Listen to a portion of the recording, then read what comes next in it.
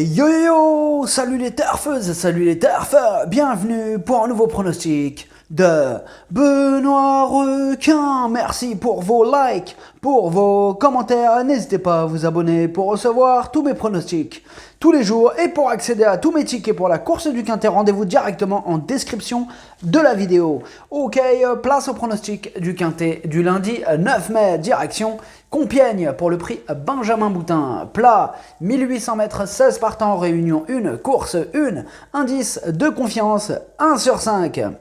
Petit retour sur le Quintet du dimanche 8 mai, c'est le 3 qui a joué les troubles faites dans mon pronostic. Ok, c'est parti, on commence le pronostic et on commence avec le numéro 1, Sweet Victory. Et on n'aura pas les commentaires de l'entraîneur pour ce numéro 1. Alors, je ne l'ai pas retenu dans mon pronostic, par contre, il est en plein milieu de ma petite liste des possibles casseurs de tickets repérés et on va lui accorder une note de méfiance. On passe au numéro 2, Susus Dimples. Et on écoute Francis-Henri Graffard. Susus Dimples est en bonne forme, j'ai décidé de le supplémenter car les conditions sont bonnes pour elle. 1800 mètres en bon terrain contre les seules femelles. En plus, elle a hérité d'un bon numéro à la corde. En revanche, j'espère que les 61 kilos ne pèseront pas trop contre elle. Alors ce numéro 2, il me plaît bien, je l'ai mis en 3e position. On passe au numéro 3, Kimina, et on écoute Grégoire Linders. Kimina s'est bien réhabilitée dernièrement. À cette occasion, elle nous a prouvé qu'elle avait les moyens de remporter un quintet. Le lot est similaire à la dernière fois et les pluies annoncées ne seront pas pour lui déplaire. On espère la voir lutter pour les premières places.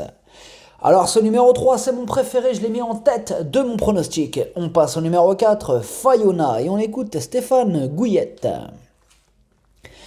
Fayona avait besoin de reprendre de la fraîcheur en début d'année. J'ai été satisfait de sa rentrée et devrait logiquement afficher des progrès. Elle me paraît en belle forme et jugée sur ses meilleures tentatives, une place n'est pas à exclure. Alors, ce numéro 4, je ne l'ai pas retenu dans ma sélection. Par contre, elle est sur ma liste des possibles casseurs de tickets repérés, mais elle est à l'arrière de cette liste. On passe au numéro 5, Beautiful Aspen. On écoute Eric Libaud. Beautiful Aspen a fait partie des chevaux malades dans mon effectif. Sa dernière performance est à oublier. Elle n'est peut-être pas encore revenue à 100%, mais beaucoup plus belle et complètement dans sa catégorie. Elle est appelée à refaire parler d'elle. Alors ce numéro 5, je l'ai retenu, je l'ai mis en bout de combinaison. On passe au numéro 6, Nottingham, et on écoute Hans-Albert Blum.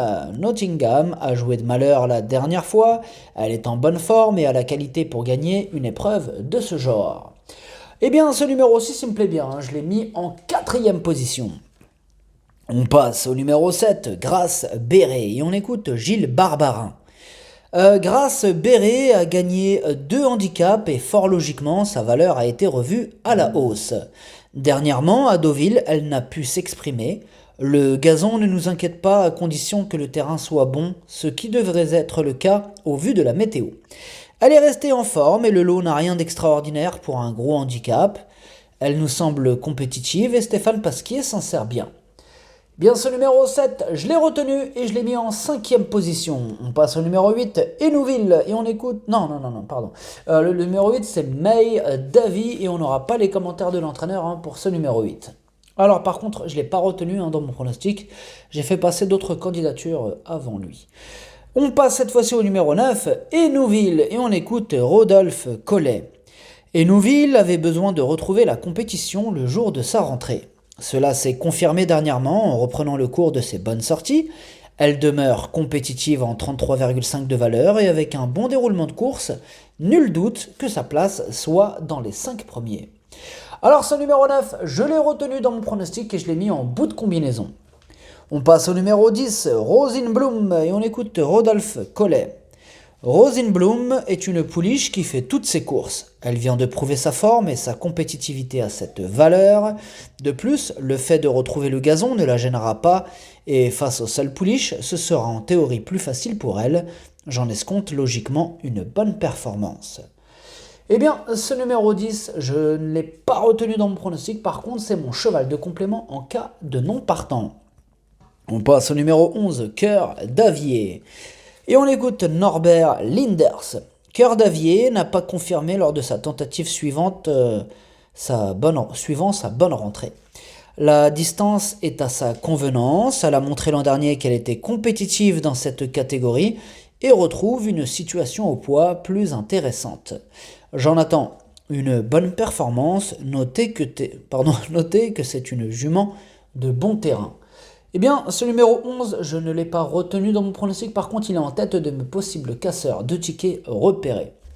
On passe au numéro 12, Pingo, et on écoute David Smaga. Pingo n'a été battue que de très peu pour la deuxième place dans une course similaire. Elle s'était retrouvée un peu loin à l'entrée de la ligne droite. Elle a une bonne chance.